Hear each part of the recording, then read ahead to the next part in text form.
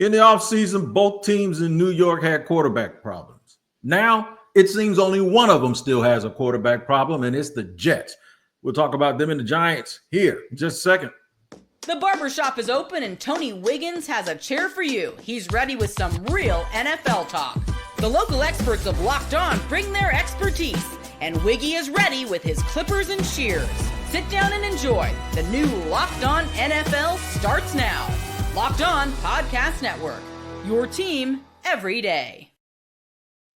Your team every day is the absolute truth here on Locked On NFL, because that is exactly what we are here on Locked On NFL. Your team every day. We thank you for making us your first listen. I am Tony Wiggins, the host of The Barbershop, credential member of the media, been covering the NFL for over 20 years, and we like to give you some of the barbershop type topics that go on around the National Football League, and that's what me and my buddy, my brother Kevin Ostreicher, are going to do here today.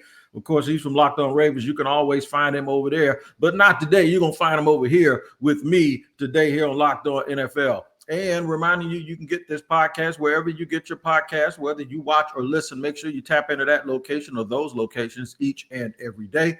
And today's episode is brought to you by Game Time. Download the Game Time app, create an account, and use the code Locked On NFL for $20 off your first purchase. Let me tell you where we're going. We're going to end up talking about those teams in Ohio and why those fans up there with Cleveland and Cincinnati might be in for a little ugly this season. Jaden Daniels is ready. He ain't throw no passes, but I know that because he just looks the part. We're going to start at the top talking about the New York situation at quarterback with both the Giants and the Jets. Kevin Ostreicher, both of those teams in the offseason were considered teams that were starved for quarterback situations to improve. The Giants seem like they attacked it with two veterans and a first round draft pick in Jackson Dart, and bullseye. They hit the bullseye with the dart, man. Let's talk about the Giants. How do you feel so far about what they've done at quarterback? Well, I mean, they have no shortage of options. I mean, they made sure that if one doesn't work, they're going to have two more waiting and ready. So I think that New York and, some of these teams also have quarterbacks that they can trade, but I would not be shocked if the Giants move off of, I think everybody's pointing to Jameis Winston right now is that guy that could potentially be moved, and a team that needs a veteran backup, because I think Jackson Dart has shown you what you want to see, or what you wanted to see out of him as a rookie going through a couple of preseason games here. I think Russell Wilson obviously is the one that they're going to keep. So, I mean, look, it's better than the Daniel Jones era. And speaking of Daniel Jones, I mean, he's now the starter for Indianapolis. So, I mean, I guess that I guess maybe the Colts are going to trade Anthony Richardson now. I don't know how that's going to work. So yeah. Daniel Jones did. Yeah, he did get that start. You told me that right before we started recording. Yeah, he's been named the starter. Yeah. So, I mean, look, at this point, I give the Giants a lot of credit for attacking the position. Some teams get lackadaisical with it. And there's like, something will happen. We're going to sign a vet. It's going to work. It's fine. No, the Giants said, look, we're going to sign a vet. Then we're going to sign another vet. Then we're going to use the first round draft pick on a guy and make sure that, hey, they might not be right now Lamar Jackson or Patrick Mahomes or Joe Burrow or Josh Allen. But, with some of the talent that they have, give guys like Malik Neighbors a chance. Give some of those guys on defense a chance to go out there and win you ball games. And sometimes I know, Wig, the term game manager gets a really bad rep because of kind of how it's used. And I'm not saying the Giants are necessarily on this level yet, but sometimes all you need is a good game manager to get you where you need to go. That's it. Let's listen to, speaking of game manager, my friend Patricia Traynor with Locked On Giants. Let's listen to what she and her guests talk about the quarterback situation. Do you feel that the Giants have, based on what we've seen, and I know it's preseason, but do you feel like the Giants have adequately addressed the quarterback? And how do you feel about, the future of this position with Jackson Dart? Absolutely. I listen, when you look at, what you brought in Russell Wilson and Jameis Winston, that already told you they raised the floor of the quarterback position, which allows the other positions to have success. And in regards to Jackson Dart, the plan that they've had for him has worked out perfectly because they're not pressed to get him out there for week one. And so when he hits the field in preseason, this is from both games, he's looked like a pro. He hasn't looked like a guy that's still trying to figure it out or needs to learn a little bit more. So A lot of the draft talk was about, okay, we know who the first quarterback is going to be, but who is the second quarterback going to be? It turns out it looks like it was the right dude. No disrespect to Shador or anybody else that we'll talk about later, or Dylan Gabriel. We'll talk about him a little bit too. But it seems like the Giants got it right. May save Daboll, may even save the GM Shane, may save them all their jobs while they are also being competitive this year and winning some football games. I can't say that about the Jets as we transition over to the other team that plays in northern New Jersey, or I think it's northern New Jersey. It might be western New Jersey, or whatever it is, or eastern New Jersey. I don't know where it is. It's close to New York City, right? It's across the bridge. But here's the thing. We thought they may have solved it too. Turns out Justin Fields is struggling real bad, and the Jets might be in a worse situation this year. Check this out. It's one thing to say the Jets played poorly and Justin Fields played poorly. It's another thing to say that this is significant at all. This, in many ways, was the most predictable thing in the world. The Jets played great week 1 of the preseason. They played at a level that was going to be very difficult to sustain through the entire 3-game preseason. We learned nothing new about Justin Fields. Justin Fields is who he is. We know what Justin Fields brings and what he doesn't. That statement by John Butchko right there of Locked On Jets says a whole bunch. We know who he is. We know what he brings. Is that a good thing or a bad thing? Because so far he hasn't brought very much. It can be both. I mean, the Jets are a franchise where they do just need somebody. It gives you a little bit of that. More of the if you want to call Justin Fields, depending on where you think of him as a player, if he is a lower ceiling guy at this point, or if you still think he has a lot of potential and can hit that, I mean, the Jets just need something at that position. I mean, it's just been such a roller coaster. You can go back really as far as you want to with that. But at this point, yeah, I mean, you feel better about where the Giants are because, you know, with Justin Fields, we saw flashes last year in Pittsburgh. We saw flashes in Chicago, but he really hasn't been able to put it all together. Now, I think the Jets are in a better spot than they were. I think the culture is better. I think the offensive line Justin Fields has is good around him. Obviously, Garrett Wilson being there, Breece Hall. They invested a early draft pick in a tight end and Mason Taylor. So, like, the pieces are around him. I think this is do or die for Justin Fields here in terms of, you know, can he put it together? Can he make the right plays? And, you know, I think at the end of the day for Fields, this is what I'm talking about. He doesn't need to be Lamar Jackson or Joe Burrow or all these guys. If he just is a solid game manager, the Jets, while I'm not saying they're going to win the AFC East or anything, I think they can put themselves in the position. But I don't know if Justin Fields is going to do that this season. You being nice, man. You must know somebody in Justin Fields' family, or you got somebody that's a Jet fan that you won't piss off. But I'm going to tell you right now, they're in trouble. They are in absolute trouble. Justin Fields has to come out and look better. I thought he was throwing the ball at people's feet the other day, man. And I'm like, dude, I'm pulling for you. I really, him and Trevor Lawrence came out of high school together. And look, he transferred from Georgia to Ohio State, right? He ended up doing very well up there. But now you go from the first team that chose you to Pittsburgh, and you leave Pittsburgh, and now you go to New York. At some point, it is what it is. I'm not saying he can't play. I'm just saying that if you have questions about whether he can play at this point in his career, then he is not what you need to lead your franchise, because you don't just get a quarterback that can play. You get a quarterback that you can believe in, that can lead you to a championship.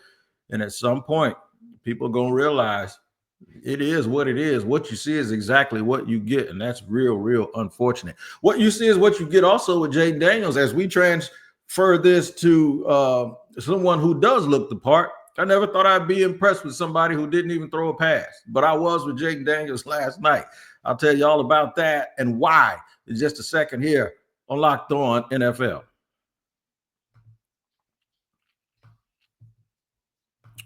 Today's show is sponsored and brought to you by FanDuel. August 26th is officially FanDuel Futures Day, a brand new holiday for football fans who live for bold predictions and preseason hunches. For just 24 hours, FanDuel is giving you deals on NFL season predictions. So whether you're calling your MVP, eyeing a long shot division winner, or ready to crown your Super Bowl champ before week 1 even kicks off, this is your moment.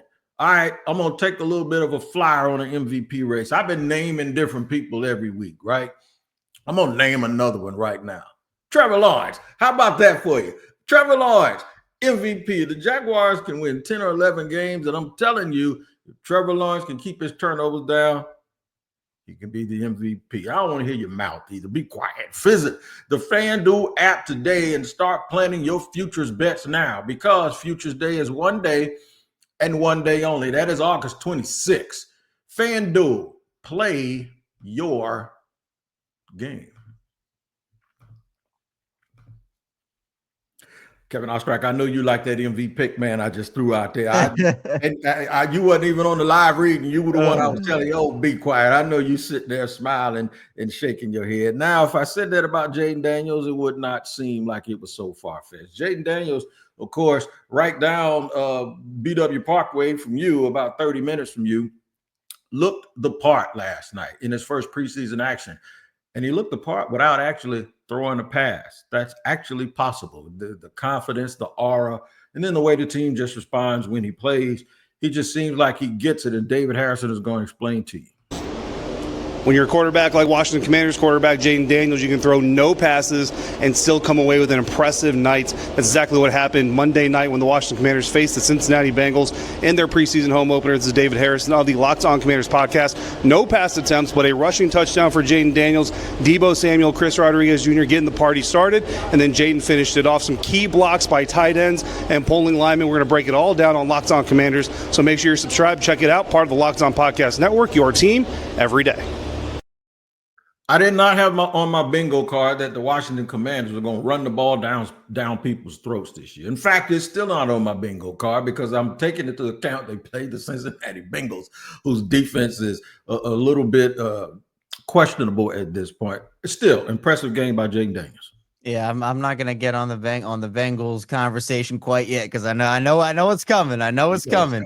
But that's one of the things that impressed, I think, everybody with Jaden Daniels last year was the fact that he looked like a 10-year vet out there as a rookie. You know, he was poised, he was cool, calm, and collected, and he was just making the right decisions. And to me, I think that that's one of the best traits a young quarterback can have, because sometimes, and honestly, a lot of the time, the game just moves too fast for a lot of rookies. And especially when you're at the helm of that at the quarterback position, it can get dicey at times, but it never really felt that way. I mean, again, as he moved up in competition and then you get to the NFC Championship game and that game happens, like Jaden Daniels exceeded all expectations for me. He took that Commanders team to a game that they were never expected to be in. And so then he comes out there last night, albeit against the defense that maybe should be a college defense right now, but we'll get to that. I think that to me, this is what you wanted to see. Again, without throwing a pass, still having the impact that he did. I mean, it's about a year or two leap. And again, sometimes it doesn't always work that way. You can have Lamar Jackson year two where he goes on, he wins the MVP, he has that, or you can hit that sophomore slump. It happens both ways. So it's not a guarantee that after you have a great rookie season or, you show potential, it doesn't mean that ascension continues in a linear fashion. Sometimes guys do take a step back, but based off what we saw, it doesn't seem like Jaden Daniels is going to have that this year. At least hopefully. Does not. Yep, it does not seem like that. And the thing is all right, let me give you analogy time. You can't tell how good fried chicken is just by looking at it. You can't. I mean, hot grease will hide a whole bunch of faults, right? It's not until you bust that thing open and bite into it, and whether it's dry or juicy or whether it has season or not season. Justin Fields is the unseasoned version of a pretty piece of fried chicken, and Jaden Daniels is the one that actually tastes good all the way to the bone. And the reason why I make that analogy, because it is unfair to compare anybody to Lamar Jackson. It's just like it's unfair to compare anybody to Patrick Mahomes, in my opinion. But Jaden Daniels and Justin Fields, in a vacuum, have the same skill set: rocket arms, elite athleticism, and guess what? One of them looks confused, and the other one has an aura about him that you can talk about how he affects his teammates just by being on the field. There's no doubt in my mind, even though they were down 28-14, I said if Daniels had played a little bit more, Washington would be winning this game. Good quarterbacks, it doesn't matter what's around them and who's around them. If you can look mediocre and be good because things aren't aligned around you like Trevor Lawrence has been looking, but you can't look bad. If you look bad, it doesn't matter what's around you. That's on you. And I think that's where Justin Fields is. Speaking of Patrick Mahomes, there's some little differences in training camp. And you know what? Kansas City has to do something different because they're going to lose Rashee Rice for a little while. And depth is now being questioned a little bit after so many wins in the Super Bowl and guys leaving, and now injuries have hit them. But we got to see if camp is going to be different for the Chiefs this year, even though they've had so much success. Here is the guys from Locked On, or here are the guys from Locked On Chiefs. This feels a little bit less like normal evaluation of the, 2s and 3s, etc., and more like a plan from the get-go, from the day training camp opened, a plan to get through the season, through the big trip internationally, through the regular season, and to get back to that playoff run. This feels like it's a much more all-encompassing plan to me. A little bit of a calculated approach to kind of stay healthy if you're the Chiefs, although they weren't as healthy as they wanted to be last year, and they were this close to being an undefeated team going into the playoffs. Do you think they need to change things, or is keeping things the way that they had them all of these years has been working? Why change it? Yeah, I mean, what is it? If it ain't broke, don't fix it. I mean, I think to me, you're set if you're Kansas City. I would go with it till the wheels fall off. I mean, truly, I don't know why you would try to tinker. And again, like, there are certain things you can do and things you can adjust here and there. I'm not saying like everything has to be 100% the same. I mean, no roster is 100% the same every time the season happens. So that's obviously not going to happen. But I still think that if you're Kansas City, you don't need to overreact to what happened in the Super Bowl. I truly don't. They addressed their offensive line. Now, that's going to be the big key for them, obviously. But the routines that they have, everything that they have going on, the big teams they have to play, talking about a trip where you got to go abroad. An NFL schedule is grueling. It's tough, regardless of, if you have the easiest schedule in the world, if you travel the least amount of miles, still got to get through it. I mean, it's brutal. So you have to take things step by step, and they've done a really good job of that. Now, for them, it's just going to be a matter of, can they bounce back from that Super Bowl and continue to win one-score games the way they did last year? Because, man, that was their bread and butter, I'll tell you what. Those boys been in 5 of the last 6 Super Bowls, and we sitting here having a little miniature think piece about what they need to be doing. And I'm telling you, that's what happens when you win all the time, though. So the Chiefs are one of those teams, if they go 11-6, that's going to be an abstract failure by their fans. And there are other teams in the league that would die for an 11-6 record. I covered one of them, right? If they go 12-5, depending on how it looks, people might still be a little bit ticked off about it because they just have such high expectations, man. I still think they have a whole bunch of really, really good players. I'm just wondering at some point, when does it finally catch up with them and they start looking mortal like some other teams? Other teams like the 2 teams in Ohio that have some problems. One of them is Cleveland. They named Joe Flacco the starter. What are they going to do with Shedeur Sanders? Hey, if I'm the Jets, I call them and say, you can't go wrong. Hey, look, at least if we're going to lose, let's lose with excitement, right? The Jets need to be calling Cleveland for Shedeur Sanders. I'll talk about Joe Flacco and the Browns in just a second here on Locked On NFL. Today's show is sponsored, brought to you by Game Time. Listen, man, Game Time is the absolute truth. If you've ever decided at the last minute to head to a ball game with friends or family, maybe it's game day and you suddenly realize you want to be in the stands. I do that all the time here with our baseball team. That's exactly where Game Time comes in. It's the easiest way to grab last minute tickets without the stress. The money you save on tickets, you can splurge on food, drinks, merch, and even invite a bigger group to come with you and chill. That's right. Game Time makes it all possible. Game Time makes buying tickets fast and simple. Prices on the app actually drop the closer you get to the first pitch, and they've got incredible last-minute deals, clear seat views, and the lowest price guarantee that takes the worry out of buying. One day, I'm going to get up the nerve to go to the Bronx and check out the Red Sox and the Yankees. I am definitely going to do that. So I'll take the guesswork out of buying my tickets with Game Time. Download the app, create an account, and use the code LOCKEDONNFL for $20 off your first purchase. Terms apply. Again, create an account and redeem code LOCKEDONNFL for $20 off. Download the Game Time app today. Last minute tickets, lowest price. It's all guaranteed.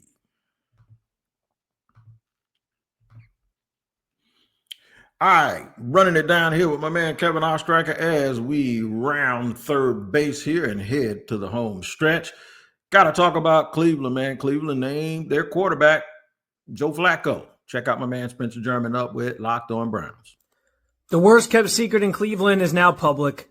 Joe Flacco, your starting quarterback for the Cleveland Browns in 2025, week 1. He'll be under center. Team announced it today. I thought we'd get it tomorrow when we get a chance to see the team again and Kevin Stefanski had finally talked to the team.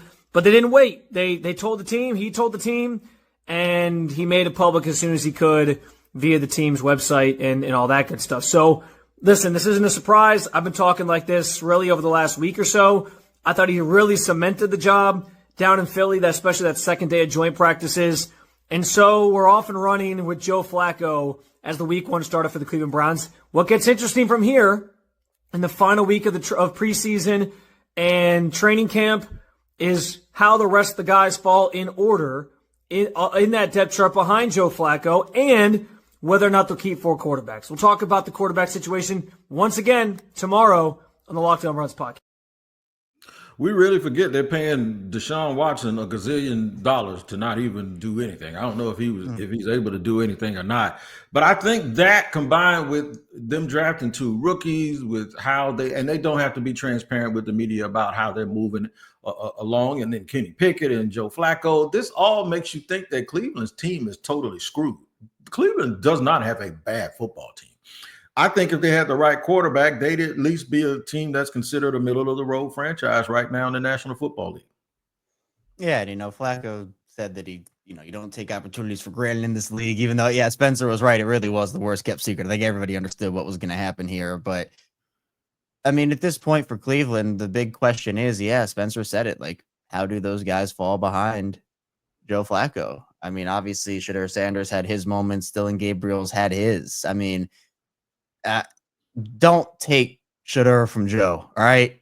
Do you see how proud Joe is of Shadur whenever he does something and how Shadur talks about Joe? All right, and in Baltimore, that's what we wanted from Lamar and Joe. And I think Joe, over the course, it's been a while since Joe's been in Baltimore. He'll actually come back to Baltimore and start in week 2 for the first time since he was traded, assuming he doesn't get benched after week 1. But that's the type of veteran leadership that you need, and a guy that can be good for your young quarterbacks. Like, regardless of if it's Dylan Gabriel or Shadur Sanders or however it goes, Joe Flacco's been there. He's done that. He's won a Super Bowl. There's a lot that you can learn from a guy like Joe. So I think that for Cleveland, yeah, their roster is not as bad as people are making it out to be. Are they going to make the playoffs this year? No, they're not going to make the playoffs. But I saw up close and personal firsthand with the Jameis Winston-led Cleveland Browns team. They can beat you.